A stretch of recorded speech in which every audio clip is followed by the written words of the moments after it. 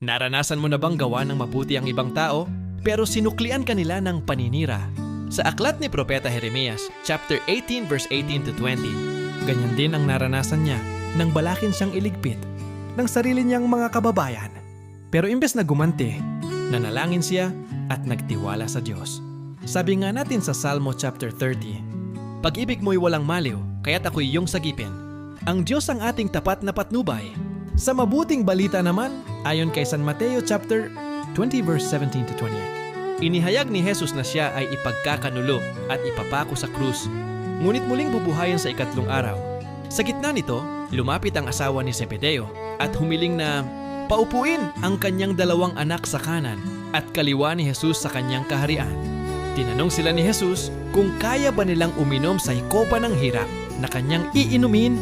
Gusto nilang maging dakila, pero hindi nila alam ang bigat ng sakripisyong kasama nito. Kaya nagbigay si Jesus ng matinding aral. Ang sino mang ibig maging dakila ay dapat maging lingkod. Naparito siya hindi upang paglingkuran, kundi upang maglingkod at ialay ang kanyang buhay.